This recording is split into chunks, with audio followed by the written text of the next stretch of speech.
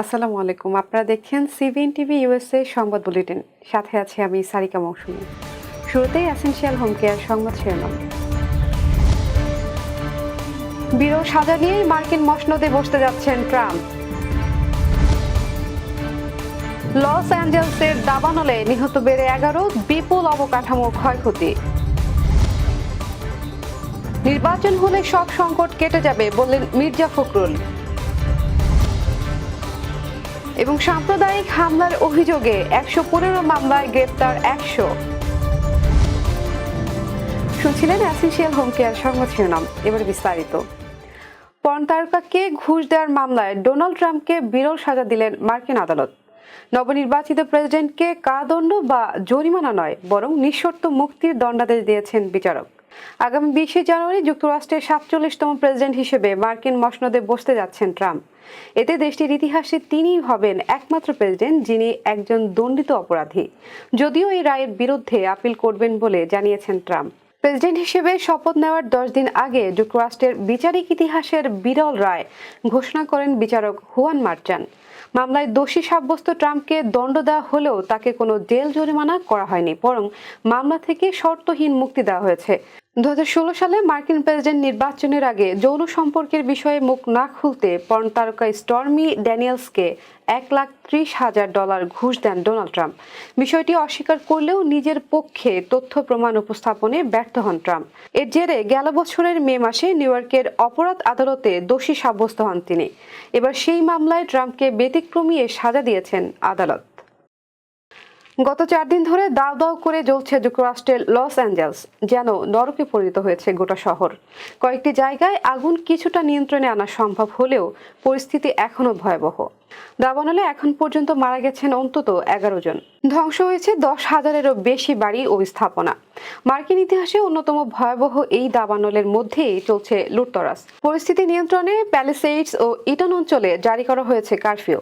ইতিহাসের অন্যতম ভয়ানক এই দাবানলে এর মধ্যে বেশ কয়েকজন প্রাণ হারিয়েছেন। ধ্বংস হয়ে গেছে 10,000-এরও বেশি বাড়িঘর। এখনও বাসিন্দাদের সরানো হচ্ছে নিরাপদ আশ্রয়। বিশেষজ্ঞদের আশঙ্কা, এই দাবানলে ক্ষয়ক্ষতির পরিমাণ রেকর্ড ছাড়াবে। নির্বাচন হলে দেশের সব সংকট কেটে যাবে বলে মন্তব্য করেছেন বিএনপির মহাসচিব মির্জা ফখরুল ইসলাম আলমগীর। শনিবার সোহরাওয়ার্দী উদ্যানে এবি পার্টির জাতীয় কাউন্সিলে বক্তৃতায় তিনি এই কথা বলেন।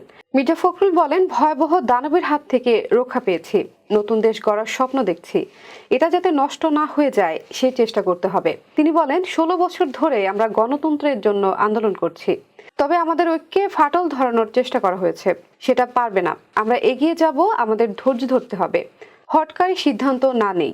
বিএনপির মহাসচিব বলেন, গত 16 বছরে বিএনপির 60 লাখ নেতাকর্মীর নামে মিথ্যা মামলা হয়েছে, 700 জন গুম হয়েছে, নিহত হয়েছে 20,000-এর মতো। তিনি বলেন, আমরা অন্তর্বর্তী সরকারের সমর্থন করছি, তবে দেশের অর্থনীতির অবস্থা ভালো না, রাজনৈতিক অবস্থাও ভঙ্গুর। আমরা সংস্কার চাই না, এটা ভুল। আমরা সংস্কার চাই, দ্রুত নির্বাচনও চাই, কারণ নির্বাচন হলে সব সংকট কেটে যাবে। তিনি আরো বলেন, আমরা ঐক্যবদ্ধ জাতীয় সরকার গড়তে চাই, আসুন সবাই ঐক্যবদ্ধ হয়ে আমাদের স্বপ্ন পূরণ করি। গত বছরের 4 আগস্ট থেকে সারা দেশে সাম্প্রদায়িক হামলার অভিযোগ তদন্ত করে প্রতিবেদন দাখিল করেছে পুলিশ। সাম্প্রদায়িক হামলার অভিযোগে 115টি মামলায় অন্তত 100 জনকে গ্রেপ্তার করা হয়েছে। শনিবার প্রধান উপদেষ্টা deputy press secretary Abul Kalam Azad Majumdar পুলিশের বরাত দিয়ে এ তথ্য জানান। প্রতিবেদনের বরাত দিয়ে তিনি জানান, হিন্দু, বৌদ্ধ, খ্রিস্টান ঐক্য পরিষদ দাবি করেছে যে বাংলাদেশে সংখ্যালঘুদের উপর মোট 1,769টি সাম্প্রদায়িক হামলা এবং ভাঙচুরের ঘটনা ঘটেছে। এই হামলা, ভাঙচুর এবং লুটপাটের ঘটনাগুলোতে সংখ্যালঘু সম্প্রদায়ের জীবন, সম্পদ ও উপাসনালয় মিলিয়ে 2010টি অভিযোগ অন্তর্ভুক্ত রয়েছে। বাংলাদেশ পুলিশ এ বিষয়ে পরিষদের প্রস্তুত করা অভিযোগের তালিকা সংগ্রহ করেছে। ক্ষতিগ্রস্তদের অভিযোগ দায়ের করতে অনুরোধ জানানো হয়েছে। তাদের সুরক্ষা নিশ্চিত করতে যথাযথ ব্যবস্থা নেওয়া হয়েছে। তদন্তের ভিত্তিতে নিয়মিত মামলা, সাধারণ ডায়েরি এবং প্রয়োজনীয় আইনগত পদক্ষেপ গ্রহণ করা হয়েছে। 1,769টি অভিযোগের মধ্যে পুলিশ এখন পর্যন্ত 62টি মামলা দায়ের করেছে। তদন্তের ভিত্তিতে অন্তত 35 জন অপরাধীকে গ্রেপ্তার করা হয়েছে। অধিকাংশ ঘটনায় পুলিশ তদন্ত দেখেছে যে হামলাগুলো সাম্প্রদায়িক উদ্দেশ্য প্রণোদিত ছিল না, বরং রাজনৈতিক প্রকৃতির ছিল। পুলিশের তদন্তে দেখা গেছে 1,234টি ঘটনা রাজনৈতিক, 20টি ঘটনা সাম্প্রদায়িক এবং অন্তত 161টি অভিযোগ মিথ্যা বা ভিত্তিহীন প্রমাণিত হয়েছে। এবার কর্ণফুলী ইনকাম ট্যাক্স সংবাদ শিরোনাম। যুক্তরাষ্ট্রে ইনকাম ট্যাক্স রিটার্ন শুরু 27 জানুয়ারি। এবং নিউ ইয়র্ক স্টেট আওয়ামী লীগের বঙ্গবন্ধু স্বদেশ প্রত্যাবর্তন দিবস উদযাপন। আবার স্বাগতম সিবিএন টিভি ইউএসএ সংবাদ বুলেটিনে। শুনছিলেন কর্ণফুলী ইনকাম ট্যাক্স সংবাদ শিরোনাম, এবারে বিস্তারিত।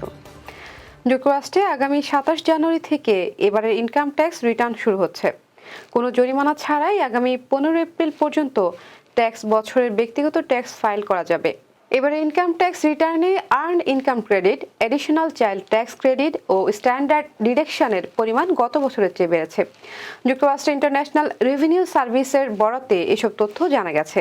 নিউ ইয়র্কের কর্ণফুলী ট্যাক্স সার্ভিসের প্রেসিডেন্ট ও IRS license practitioner enrollment agent Mohammad Hashim জানান, কোনো জরিমানা ছাড়াই 2024 ট্যাক্স বছরের ব্যক্তিগত ট্যাক্স ফাইল আগামী 15 এপ্রিল পর্যন্ত করা যাবে। তবে আবেদনের মাধ্যমে 6 মাসের অটোমেটিক বর্ধিত সময় পাওয়া যাবে। এক্ষেত্রে জরিমানা এড়াতে ডিউ ট্যাক্স 15 এপ্রিলের মধ্যে শোধ করতে হবে। বঙ্গবন্ধু শেখ মুজিবুর রহমানের স্বদেশ প্রত্যাবর্তন দিবস উদযাপন করেছে যুক্তরাষ্ট্রের new York state Awami League. বৃহস্পতিবার নিউ ইয়র্কের এস্টোরিয়া বৈশাখী পার্টি সেন্টারে এই আয়োজন করা হয়। স্টেট আওয়ামী লীগের সভাপতি মুজিবুর রহমান মিয়ার সভাপতিত্বে ও সাধারণ সম্পাদক শাহিন আজমলের পরিচালনায় অনুষ্ঠানে ভার্চুয়ালি বক্তব্য দেন দলের সভানেত্রী শেখ হাসিনা। এ সময় নেতাকর্মীদের পুনর্গঠিত হবার বিষয়ে দিক নির্দেশনামূলক বক্তব্য রাখেন তিনি। দর্শক, এই ছিল সিবিএন টিভি ইউএসএ সংবাদ বুলেটিনে। শেষ করছি পরবর্তী বুলেটিন দেখার আমন্ত্রণ জানিয়ে। এতক্ষণ সাথে থাকার জন্য ধন্যবাদ সবাইকে।